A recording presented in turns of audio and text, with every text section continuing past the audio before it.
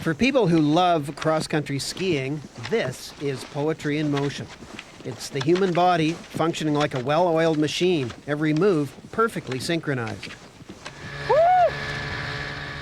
It may look easy, but cross-country skiing is the most demanding of all endurance sports. Almost every single muscle in the body is used for prolonged periods of time. Performing at the elite level requires ability and a body that's a cut above the ordinary. The elite athlete has a target. They're looking at somebody that they want to do better than. They're looking at the person that's above them in the rankings. They're looking at the time. They're looking at their capability to beat a certain time. Inside this unassuming building, Canadian skiers are learning how to get that winning edge. How did that go? Good. That's yeah. good? Yeah. Comfortable? You're not sliding out at all? No. Dr. Bill Montelpare is the director of Lakehead University's School of Kinesiology in Thunder Bay, Ontario. Here, he and other sports scientists study the human body. Biomechanists dissect movement, and physiologists measure and analyze breathing and heart rate. Actually, that's when she must have been hyperventilating, actually. I think so, yeah. All the experts agree that developing a strong heart and lungs is the first step in creating a top-notch skier. Cross-country skiing is a sport that, from a physiological standpoint, depends very, very heavily on what we call aerobic metabolism. And so it's very, very critical that an elite cross-country skier have what we call a very high aerobic capacity. This means that skiers must have a greater ability to take oxygen into their lungs. They deliver this oxygen to their muscles for those grueling workouts. Scientists can measure an athlete's maximum oxygen intake. They call this value your VO2 max, or maximum volume of oxygen. Your heart rate goes up during exercise because it's delivering more oxygenated blood to the working muscle. The muscle uses oxygen to burn fat and sugars as fuel. The end product of that process is carbon dioxide, the gas that you expel from your lungs. When you can't take in enough oxygen to keep the human machine going, it can break down. Bet you wish you had some more red blood cells right about now. Anaerobic metabolism simply means that we're going to be burning carbohydrates in the absence or without oxygen. And when we do that, it's not good. It produces a sort of a nasty product called lactate, and lactate can lead to fatigue. So that would be 1, 2. Muscular fatigue may feel like a burning sensation. It's important for the experts to keep an eye on lactate levels so they know when an athlete is entering the danger zone. They'll be able to do that with help from 23-year-old Marcia Migay. She's been a cross-country skier for 2 years. Usually she competes against other Canadian skiers. Today, she's getting ready for one of the most grueling tests in the lab. Bill is fitting her with an oxygen mask. This is the first step she has to take to improve her performance. In any training program, the first thing you have to do is you have to do what's called a pre-test. And we do a pre-test because at the beginning of the training season, we want to get a baseline value for things like their oxygen uptake, their VO2 max, or their ability to utilize oxygen maximally. We want to get an idea of their lactate threshold. In the national cross-country scene in Canada, most of their athletes train based on the lactate threshold.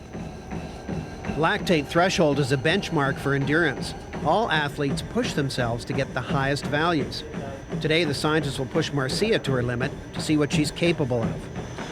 Okay, Marcia, we're going to increase the speed in about half a minute. How you feeling, okay? 0.8 RQ. Good. As they increase the treadmill speed, they check her heart rate. Good. They monitor her oxygen and carbon dioxide. And the RQ levels are... Every 3 minutes, they take samples to monitor the amount of lactate in her blood. If it's too high, she won't be able to run much longer. But Bob lets everyone know she's doing okay. That's it, Marcia, you're doing well. You're doing well. Drain the tanks. You're doing well. But 20 minutes into the exercise, the strain is starting to show. Marcia's running on empty. Keep digging. You're digging. Oh, you're doing that. Let's go. Okay, that's it. Okay, good. Good stuff. Oh my God, good stuff. Good job, Marcia. Good stuff. I find that my arms and legs start to burn a lot. My arms always go first, and then my legs really start to go, and I knew that I just wanted to hang on until I finished taking the last blood sample. It may seem harsh, but this test is very useful.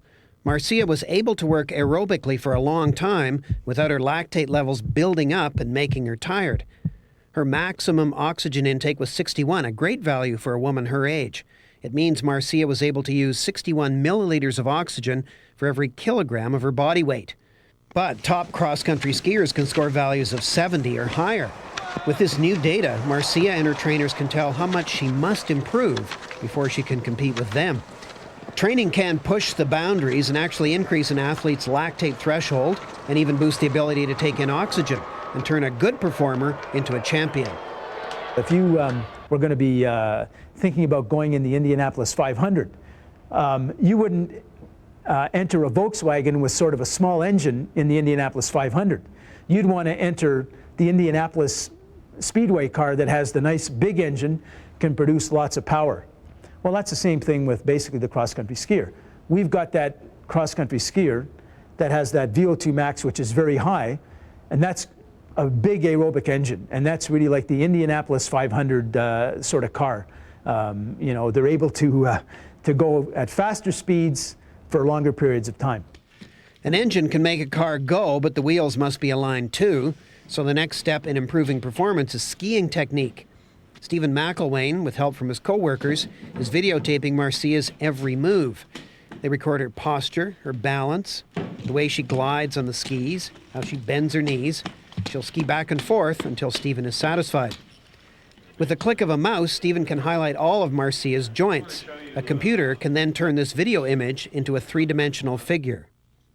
Limitations of 2D are that we can't see movements that occur from side to side or from above. So from side to side or from above. So if we combine it into a 3D image, then we can view these movements, quantify them, and make recommendations to improve her technique. A big component of successful skate skiing is being able to apply force, large forces over as long a period of time as possible, and that helps you move faster. If we watch Marcia here, during the pulling force, we can see that she's relying too much on her arms while her trunk stays stationary. If I look at her trunk, there's no change in the angle while the pulling force is being applied. So we would suggest to her to use her abdominals to flex her trunk to increase that angle so that her body weight can be used to apply that pulling force. She'll have a stronger force to help her go faster.